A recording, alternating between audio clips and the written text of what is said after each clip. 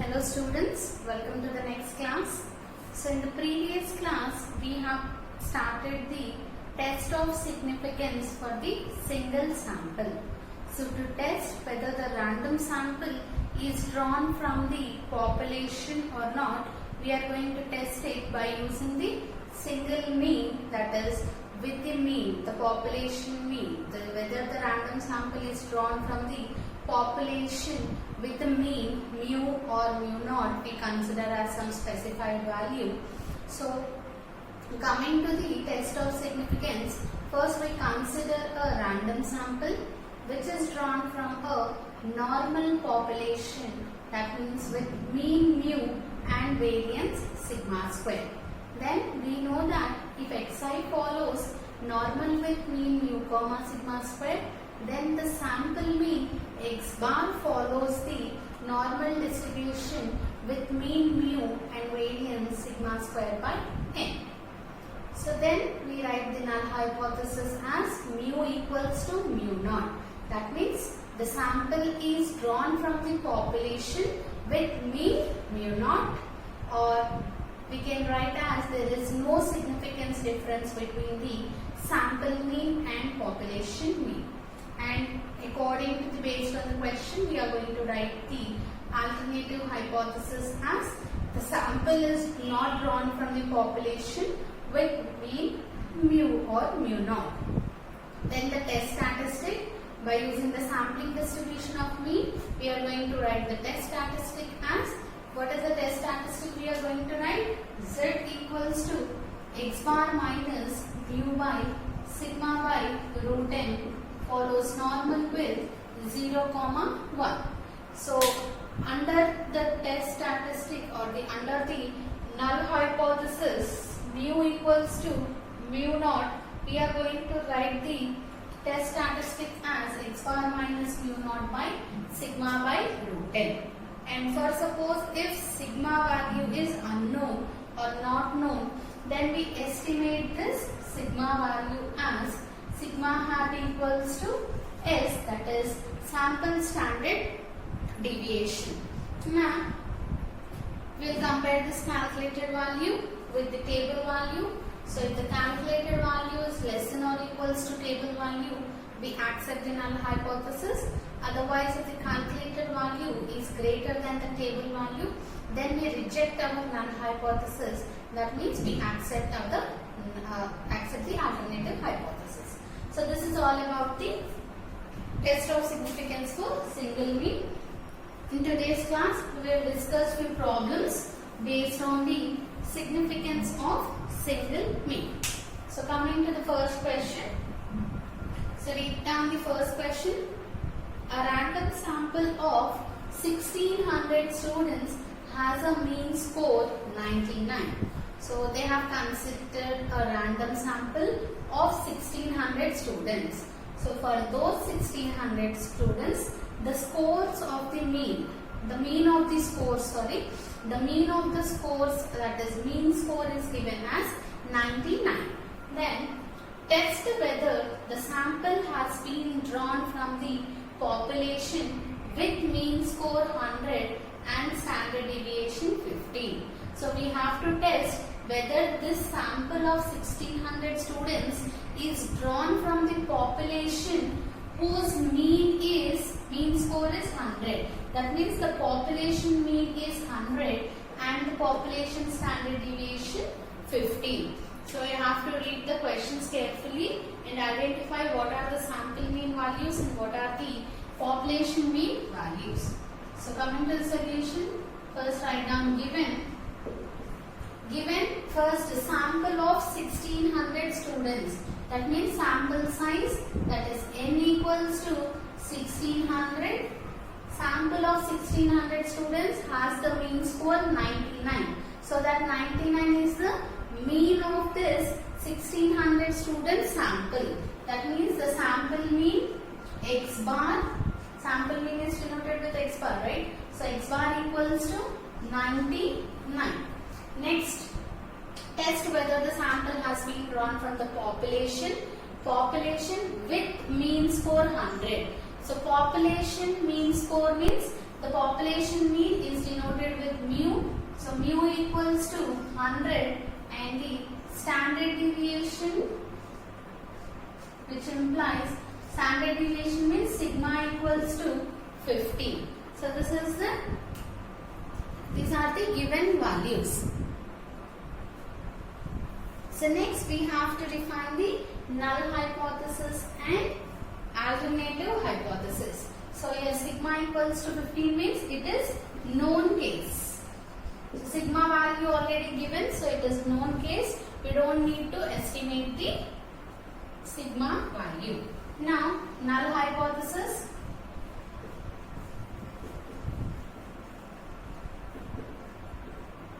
So null hypothesis H naught such that, so what we are going to write, mu equals to mu naught. So what is the value given? Mu equals to 100. That means the mu naught value is 100. That is, so what they are asking to test whether the sample has been drawn from the population with mean score 100. Therefore, that is, the sample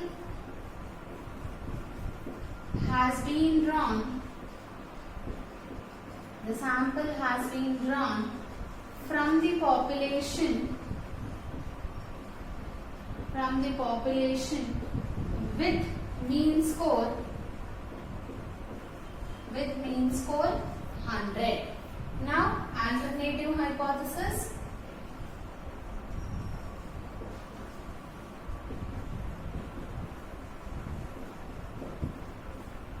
So coming to alternative hypothesis, H1 such that, so here they did not specify anything, that is mean score greater than 100 or less than 100 like that. So mean equals to 100 or not. So here if you consider mu equals to 100, here mu not equals to 100. That is, the sample is not drawn. The sample is not drawn from population. So from the population with mean score 100. So this is our alternative hypothesis. Next we have to specify our level of significance. So here we consider the level of significance is not given. So we consider alpha equals to 5% is the level of significance.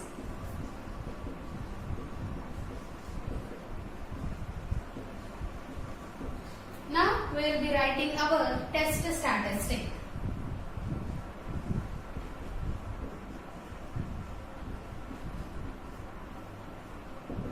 So the test statistic under H naught, the test statistic under H naught is given as Z equals to x bar minus mu naught by, here it is a known case, that is sigma value is already given. So sigma by root n follows normal with 0, 1. Now substitute all the required values, which implies Z equals to, what is x bar? X bar is 99 minus mu naught. So mu naught means the value which you have for mu in the null hypothesis, that is 100. So 99 minus 100 divided by sigma. So standard deviation sigma is given as 15 divided by root n. So root 1600. So now solve this. 99 minus 100, it is minus 1. So which is equals to minus 1 by 15 divided by 1600 square is 40. So 15 divided by 40, it is 0.3750. So square root of 0.3750. So minus 1 divided by square root of, so this first one square root answer 0.3750. So 1 divided by that answer, you are going to get 1.63.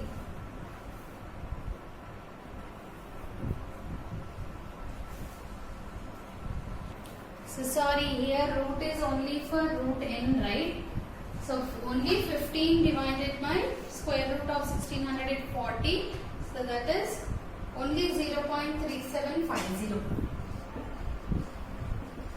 So 1 divided by, that answer is 2.667. It is minus 1. So you will be getting Z calculated value as minus 2.667. So this is the Z calculated value.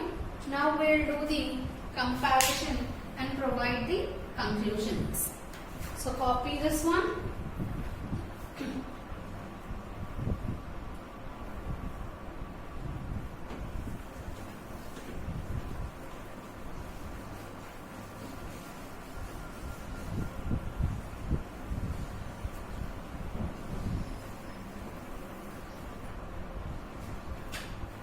Now the last step is conclusion or inference. So in conclusion, first write mod Z calculated value. So mod Z calculated equals to modulus of minus 2.667, which is equals to 2.667. Now Z tab at alpha % level of significance for, so here it is mu naught equals to mu naught, means it is a two-tailed test. So I forgot to write here, write down here, you have to specify compulsory at the alternating hypothesis whether it is a two-tailed or a right-tailed, left-tailed. So for two-tailed test is 1.96. So if you observe, mod Z calculated is greater than Z tab. So whenever the mod Z calculated is greater than Z tab, then we reject the null hypothesis. So we reject H0 means, which implies accept H1. So what is our H1? The sample is not drawn from the population with mean score 100. So copy this one. Next we will do the second problem.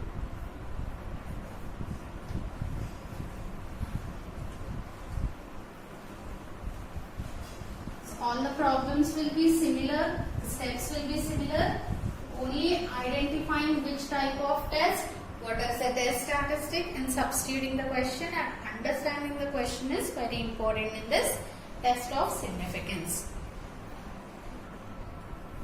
Now coming to the next question. The second question is, a sample of 400 students is found to have mean height 67.47.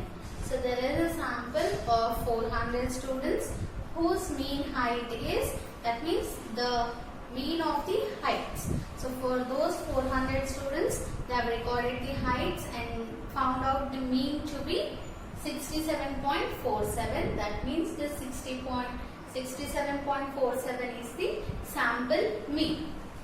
Can it be reasonably regarded as a sample from the large population with mean height more than 67.39? So what they are asking, can it be reasonably regarded? So can we conclude that this sample, whatever the sample of 400 is there, it is a sample from large population. That means whatever the sample is there, it is drawn from a population with mean height more than 67.39 and whose standard deviation is given as 1.3 inches. Now coming to the solution. So first we will write the given. So given the sample size n equals to 400 and the mean of the sample is given as sample mean x bar equals to 67.47, and next the large population with mean height. So population with mean height means that is a population mean mu equals to 67.47 67.39, and standard deviation, that is sigma equals to 1.3. So this is also a known case. Now, null hypothesis.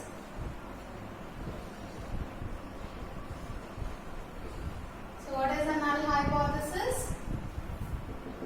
H naught such that mu equals to 67.39.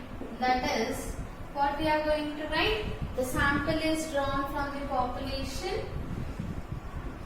The sample is drawn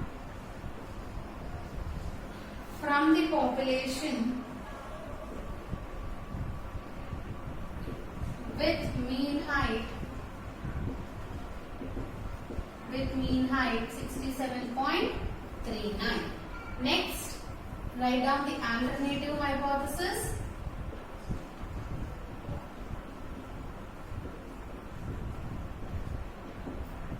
Now coming to the alternative hypothesis, what we are going to write? Mu greater than 67.39. So what they ask? Population with mean height more than 67.39. So more than means you will get greater than symbol. That is, the sample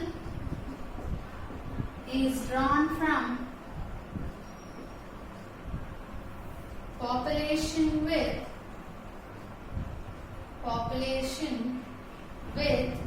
mean height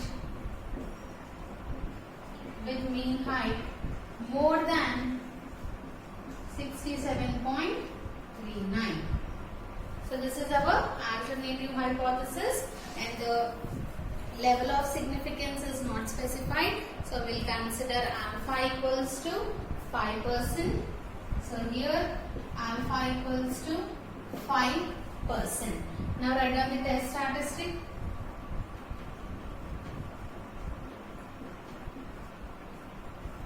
So the test statistics is given as under H0.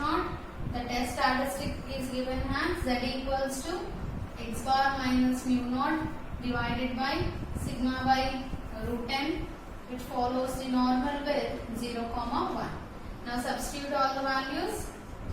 X bar sample mean is 67.47 minus mu naught is 67.39 divided by sigma is 1.3 divided by root n, that is root 400. Now simplify this one. 67.47 minus 67.39, 0.08 divided by 1.3 divided by square root of 400, that is 20, right? So 1.3 divided by 20 is 0.065.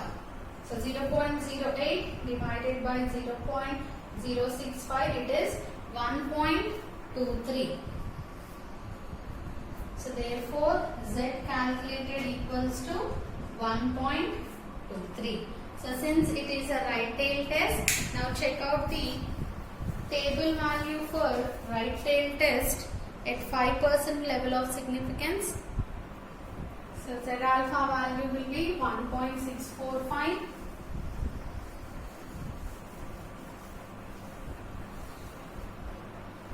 So the last step, conclusion.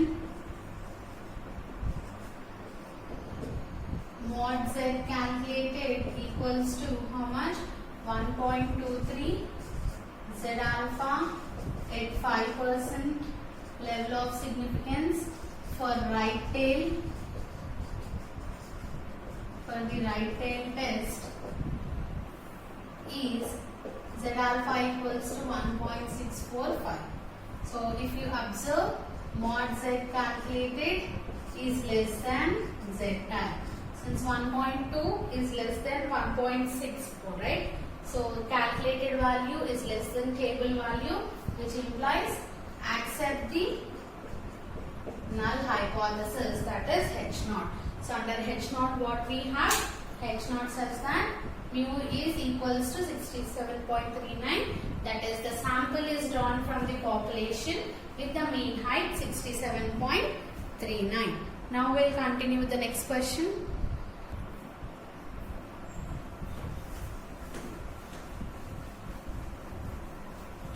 Copy all the problems carefully.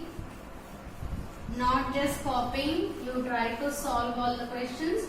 Don't just blindly copy the solutions from the board. You try to solve all the questions by yourself. So next question is, the mean and standard deviation of 60 students was found to be 145 and 40.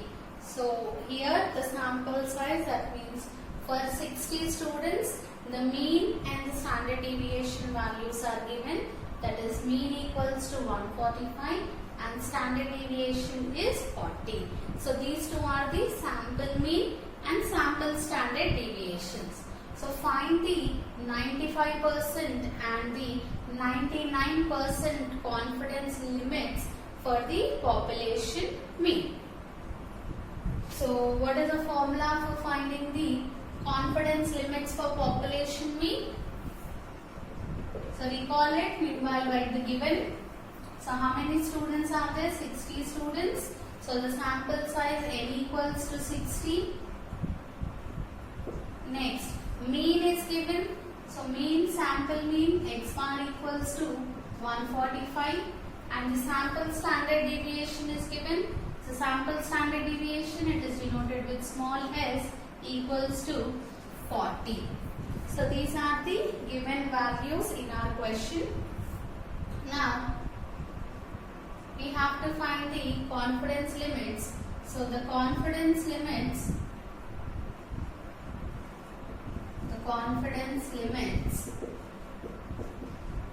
for population mean, the confidence limits for population mean mu are given as, so what are the confidence limits? X bar plus or minus z alpha into sigma by root n. So these are the confidence limits. So in the question they are asked to find out the 99% and also the 95% confidence limits. So first 95% confidence limits.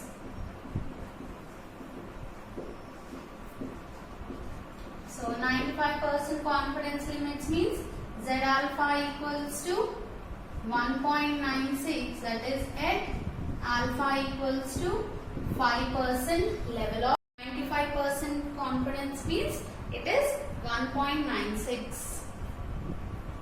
So what are the confidence limit?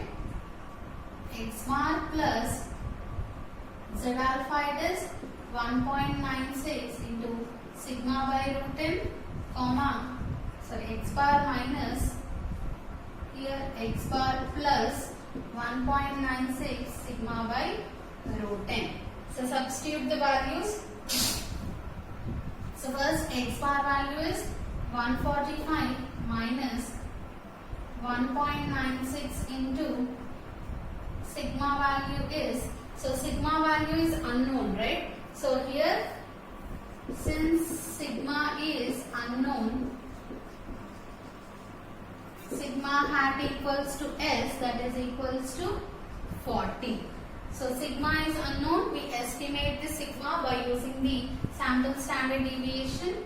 So here sigma hat value is s, that is 40 by root 60, comma x bar, that is 145 plus 1.96 into 40 by root 60. So first find out this value, that is 1.96 into 40 divided by root 60. 1.96 into 40 divided by root 60. It is 10.121. So 145 minus 10.121, comma 145 plus 10.1214. So 145 minus 10.1214. It is 134.8786, comma 144 plus it is 155.1214.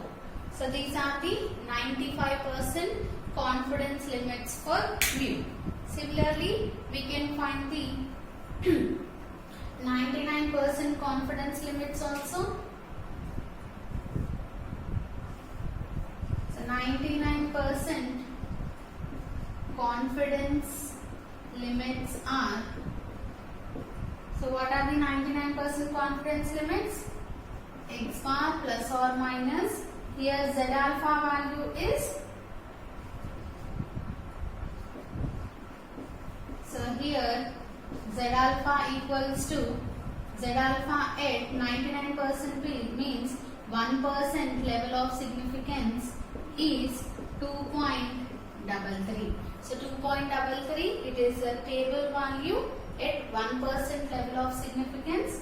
So X bar is 145 plus or minus, Z alpha is 2.33, sigma value is 40 divided by root n is 60. So find out the value. 2.33 into 40 divided by square root of 60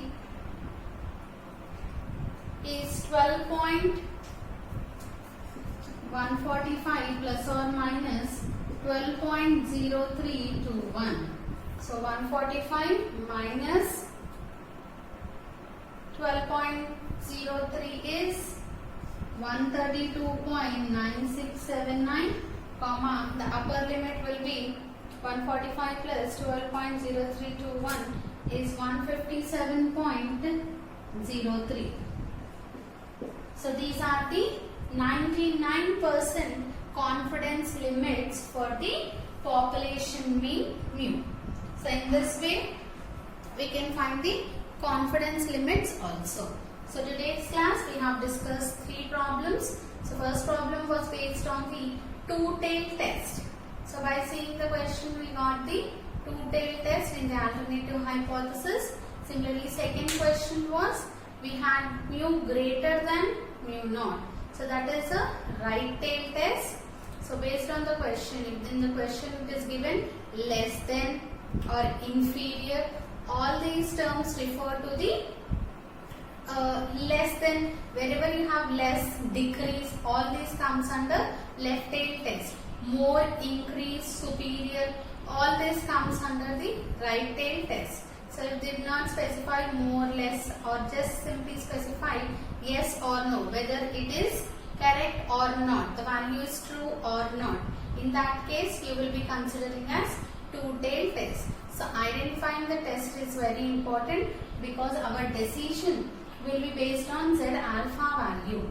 So Z alpha, you will be having different Z alpha values for two-tail and right tail and left tail.